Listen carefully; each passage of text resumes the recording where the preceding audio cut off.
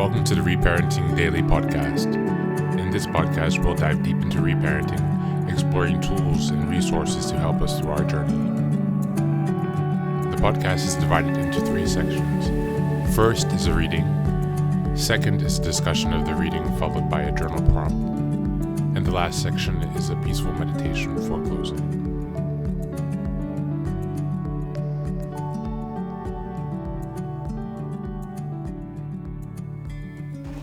Good morning, good afternoon, and good evening from whenever and wherever you're joining us. Thanks for being here for another day of reparenting. Today we're reading from the ACA Big Red Book, and Section 1, Chapter 7, Unmanageability. Like powerlessness, the concept of unmanageability in Step 1 is often misunderstood by adult children. While some of our families were chaotic and unstable when we were children, many homes seemed manageable and productive, but we learned that productivity does not always equal a manageable, wholesome life. For many of us, what we thought was manageable or desirable in our dysfunctional homes was actually oppressive control. The unmanageability that we speak of in Step 1 involves our desire to control others and ourselves, while having a sense that we are not capable or effective. While we have moments of control, we usually experience painful episodes of losing control.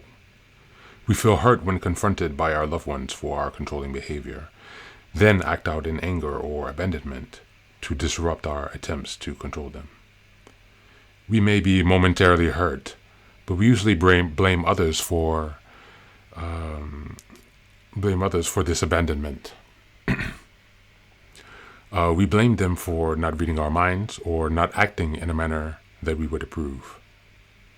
We run about attempting to control others and situations in an effort to avoid our own unmanageable lives. Control is an attempt to minimize uncertainty and to avoid our own uncomfortable feelings about the past and present. Yet, our unmanageability, fueled by our fear-based control, inevitably creates what we fear the most: abandonment.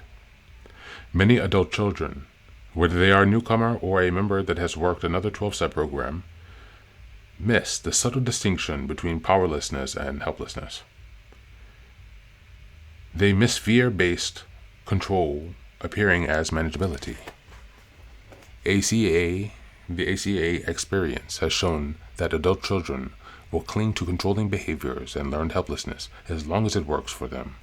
However, these learned behaviors can be changed with diligent step work and regular attendance of ACA meetings. Lastly, any discussion about ACA powerlessness and unmanageability is incomplete without the disease concept of alcoholism and family dysfunction. When alcoholism or other dysfunction is present in the family, every member of the family is affected. We are affected in body, mind, and spirit. Through the first 18 years of our lives, our families had 6,570 days to shame, belittle, ignore, criticize, or manipulate us during the most formative years of our being.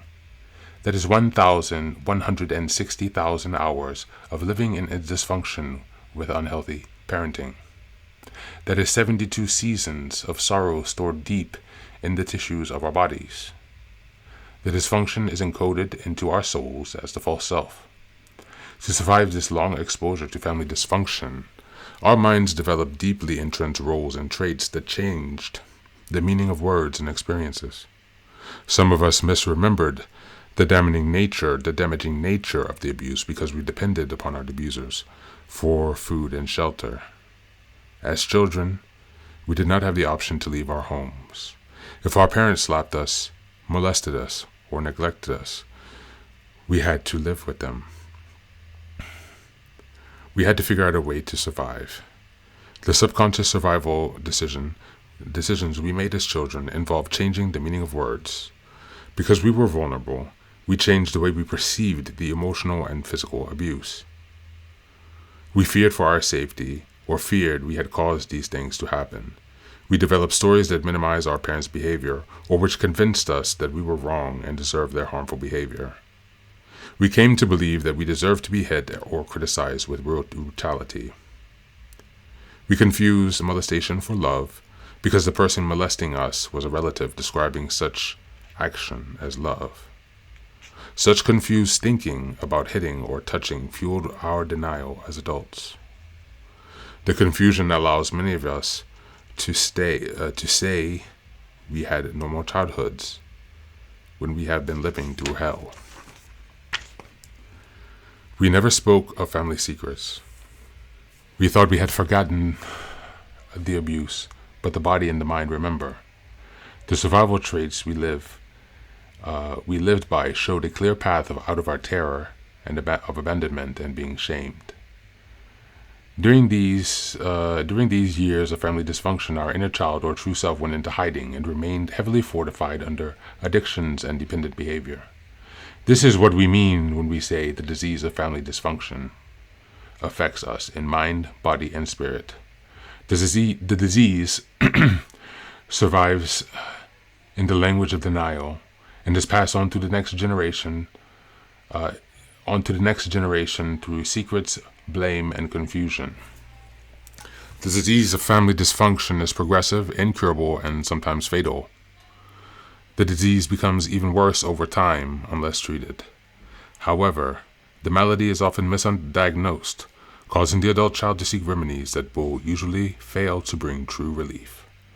Many adult children have taken their own lives or died from complications of drug addictions and physical ailments that can be traced back to childhood abuse. These are stark claims, but we have found them to be true in our experience.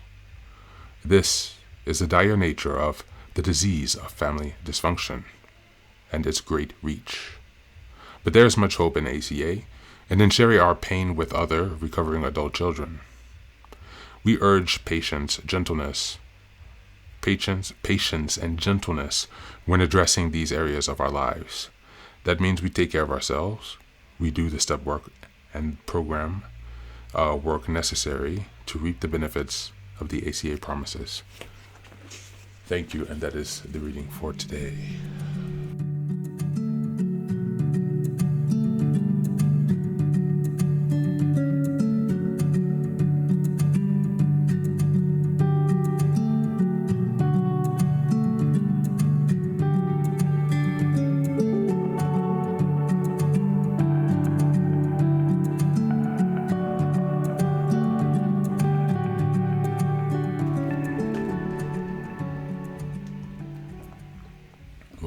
Welcome back.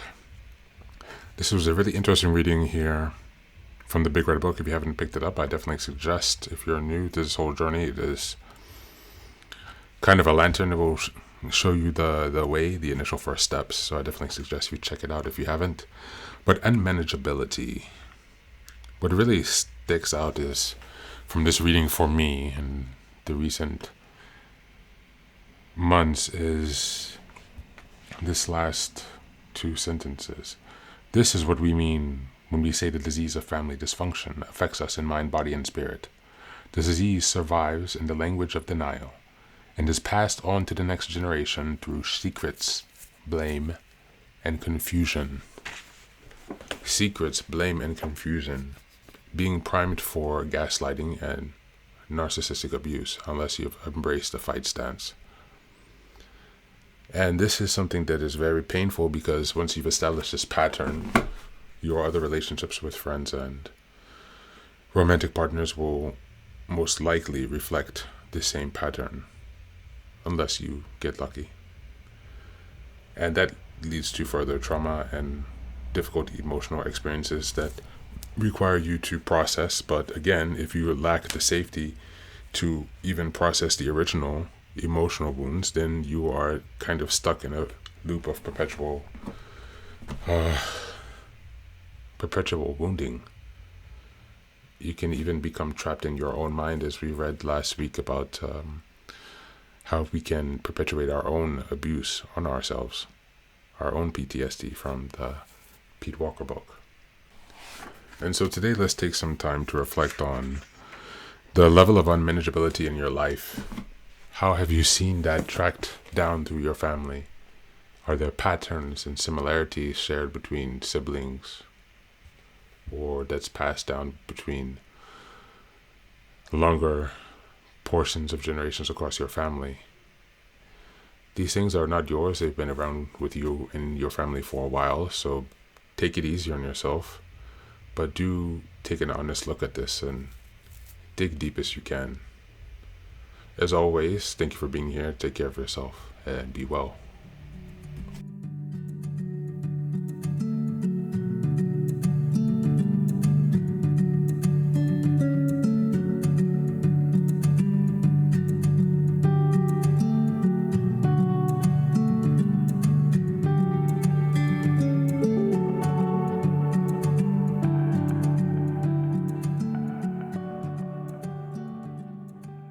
And now, let us move on to the final section, the meditation. This is an unguided meditation. I will simply provide some music and you can take some time to relax. Please feel free to choose a location and a place where you feel safe and where you can be undisturbed for the next 10 minutes. You can choose to be sitting down, standing, as you like, wherever you are most comfortable. Thank you for being here and enjoy the meditation.